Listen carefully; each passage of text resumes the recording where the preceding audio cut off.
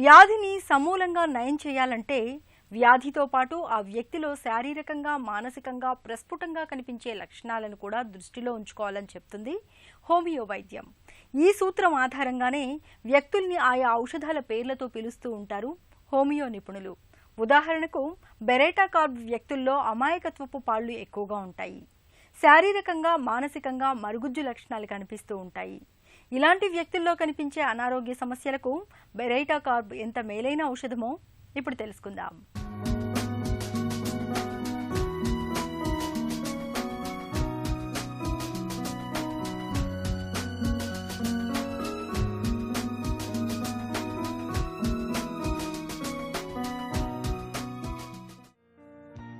బెరేటా carb barium carbonate అనే విషతుల్యమైన రసాయనం నుంచి తయారయ్యే ఒక అద్భుతమైన ఔషధం. శారీరకంగా మానసికంగా మరుగుజ్జులుగా కనిపించే వారిలో కనిపించే అనారోగ్య సమస్యలకు బెరేటా కార్బ్ను మేలైన ఔషధంగా చెబుతారు హోమియో వైద్యులు. ఒకప్పుడు దీన్ని క్షయవ్యాధికి ప్రధానమైన ఔషధంగా వాడేవాళ్లు. తర్వాతి కాలంలో శారీరకంగా మానసికంగా కనిపించే ఎదుగుదల లోపాలకు, ముఖ్యంగా పిల్లల్లో కనిపించే అనారోగ్య సమస్యలకు బెరేటా కార్బ్ను విరివిగా వాడటం మొదలయ్యింది. బెరేటా కార్బ్ ఔషధం గురించిన పూర్తి వివరాలను ప్రముఖ హోమియో వైద్యులు డాక్టర్ పావులూరి కృష్ణ చౌదరి మాటల్లో ఇప్పుడు విందాం. Salmon Hahnemann German దేశస్థుడు. ఈయన వైద్య విధానంలో అనేకం ప్రవేశపెట్టాడు. మొట్టమొదటిది, ఏ ఔషధాన్నైనా మనం వాడుకోవాలి అంటే ఆ ఔషధ ధర్మాలని కనుక్కొని వాడుకోవాలి. ఎలా కనుక్కోవాలి అంటే అది కూడా నిర్ధారించాడు. మానవులపై ప్రయోగం చేసి మాత్రమే అది వాడాలి అన్నాడు. ఇది చాలా విప్లవాత్మకమైనటువంటి నిర్ణయం. ఔషధాలని మానవులపైన మాత్రమే ప్రయోగించి వాడాలి అనేది. ఇది వాడకపోయినట్లయితే ఆ ఔషధాలకి సైడ్ ఎఫెక్ట్స్ ఎక్కువ. క్లినికల్ ట్రయల్స్ మొదలుపెట్టింది మొట్టమొదటిగా హ్యానిమన్, అది గుర్తుపెట్టుకోండి.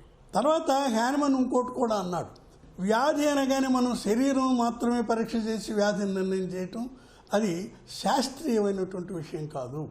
శరీరం ఒక భాగం మనిషిలో, ఇది బాహ్యంగా మనకు కనపడే భాగం. దానికంటే లోన ఉన్నటువంటి భాగం మనస్సు.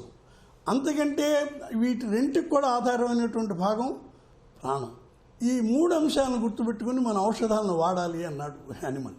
ఈ దృష్టిలో మనం బెరేటా కార్బ్ ఔషధాన్ని పరిశీలించినట్టయితే ఏ వ్యక్తులను ముందలుగా మనం బెరేటా కార్బ్ ఆలోచిస్తామంటే, జట్టుకబారిన వ్యక్తులు ఉంటారు.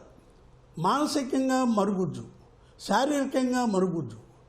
మానసికంగా శారీరకంగా మరుగుజ్జుగా ఉన్నటువంటి వ్యక్తుల్ని మనం ద్వార్ఫిజం అని అంటాం. ఈ ద్వార్ఫిజం వ్యక్తులకి బెరేటా కార్బ్ చాలా ఉపయోగమైనటువంటి ఔషధం. తర్వాత కొంతమంది 15-20 ఏళ్ళు వచ్చినప్పటికే 25-30 ఏళ్ళు వచ్చినట్టు, 25-30 ఏళ్ళు వచ్చినప్పటికి ముసలితనం వచ్చేస్తుంది, ప్రిమిచ్యూర్ ఓల్డ్ ఏజ్. ఇలా ఉన్నటువంటి వ్యక్తులకి మనం బెరేటా కార్బ్ ఆలోచించాలి. తర్వాత అంతేకాదు, వీరికి మామూలుగా ఉండవలసినటువంటి రోగ నిరోధక శక్తి కూడా తక్కువగా ఉంటుంది. దాంతో టాన్సిల్స్ ఉబ్బుతాయి, గ్లాండ్స్ అన్నీ ఉబ్బుతాయి, శరీరంలో ఎక్కడ పడితే అక్కడ కణుతులు వస్తాయి. తర్వాత మీరు మెదడు విషయంగానే ఆలోచించేటప్పుడు మెమరీ పూర్, మామూలుగా పెరాలిసిస్, తొందరగా మనం పెరాలిసిస్ అంటే పెరాలిసిస్ అది మైండ్, పెరాలిసిస్ అది బాడీకి. బెరేటా కార్బ్ ఔషధాన్ని ఎంపిక చేసుకోవాలని చెబుతారు నిపుణులు. వయసుకి తగినట్టుగా శరీరం మనస్సు లేకపోతే ఒక రకంగా బుద్ధిమాన్యం కింద లెక్క. ఈ బుద్ధిమాన్యం ఉన్నటువంటి వాళ్ళకి ముఖ్యంగా బెరేటా కార్బ్ ఆలోచించాలి. Mentally is dwarf, physically is dwarf or immature. తర్వాత ఈ మామూలుగా ఈ అంగాలు ఉండిని అవి కూడా అంటే పురుషాంగం ఇవన్నీ కూడాను చాలా చిన్నవిగా ఉంటాయి, అవి కూడా మెచ్యూర్ కాలేదన్నమాట. తర్వాత వీళ్ళకి ఇమ్యూనిటీ తక్కువ, అందువల్ల మాటికి జలుబు చేస్తుంటుంది. ఆ జలుబు చేసిన తర్వాతనేమో గొంతులో టాన్సిల్స్ ఏమో వాచి ఉంటాయి. తర్వాత వీళ్ళ భయం ఎక్కువ. భయమే కాదు, ఏమిటి భయం అంటే నలుగురు చూచి నవ్విపోతారని భయం. అంతేకాదు ఏదైనా వ్యాధి పట్టుకుంటుందేమో భయం, లేదు వ్యాధి పట్టుకున్న తర్వాత ఇది నయం కాదన్న భయం. ఇవన్నీ కూడా గమనించాలి మనం భయాన్ని గురించి ఆలోచించినప్పుడు. కాబట్టి బెరేటా కార్బ్ వ్యక్తిని గుర్తించాలి అంటే మరుగుజ్జు, మానసికంగా శారీరకంగా, టాన్సిల్స్ గ్రంథులు వాచి ఉంటాయి. ఆ తర్వాతనేమో ఎవరైనా నవ్విపోతారన్న భయం, వ్యాధులు ఏమొస్తాయని పట్టుకునే భయం, వ్యాధి తగ్గదేమో అనుకునే భయం. వీళ్ళందరూ బెరైటా కార్బ్ వ్యక్తులే, గుర్తుపెట్టుకోండి. తర్వాత ఏదన్నా చిన్న విషయం కూడాను వాళ్ళు ఒక నిర్ణయానికి రాలేరు. ఇది ఏదన్నా కొనుక్కోవడానికి వెళితే ఒకటి చూస్తారు మళ్ళీ పెడతారు, రెండోది చూస్తారు మళ్ళీ ఇది కొనాలా అది కొనాలా తెలియదు. ఈ నిర్ణయం చేయలేకపోవటం అనేది ముఖ్యంగా చాలా ముఖ్యమైనటువంటి విషయం. బెరైటా కార్బ్ విషయంలో గ్రంథులను వాచి ఉంటాయి. తర్వాత ముఖం మీద బూజు మొహాన్ని పూసుకున్నట్టుగా అనిపిస్తుంటుంది. ఈ లక్షణాలు కలిగిన వ్యక్తి బెరైటా కార్బ్గా గుర్తించి బెరైటా కార్బ్ వాడుకోవాలి. మామూలుగా పెద్ద వయసు వచ్చిందనుకోండి, పెద్ద వయసు వచ్చిన వాళ్ళు కొంచెం పెద్దతనంగా వ్యవహరించాలి. అలా కాకుండా వాళ్ళు చిన్నపిల్లల్లాగా పెద్ద వయసు వచ్చిన తర్వాత చిన్నపిల్లల్లాగా చేస్తుంటే వాళ్ళకి బెరైటా కార్బ్ వాడాలి. వాళ్ళకి రక్తపోటు ఉంటే వాళ్ళకి బెరైటా కార్బ్ వాడాలి. వాళ్ళకి పక్షవాతం వస్తే బెరైటా కార్బ్ వాడాలి. ఈ లక్షణాలన్నీ గుర్తించి మనం వ్యక్తిని డయాగ్నోస్ చేస్తే, ఏమిటి డయాగ్నోసిస్ అంటే ఎక్స్రే తీయండి, రక్త పరీక్ష చేయించండి, ఇవన్నీ పరీక్షలు చేస్తే డయాగ్నోసిస్. ఇక్కడ అట్లే కాదు, వ్యక్తిని మనం డయాగ్నోస్ చేయాలి.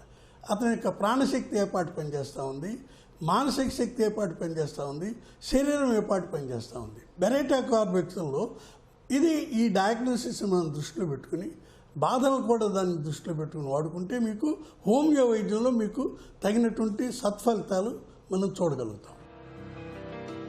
బెరైటా కార్బ్ వ్యక్తుల్లో అకాల వృద్ధాప్య లక్షణాలు కనిపిస్తుంటాయి.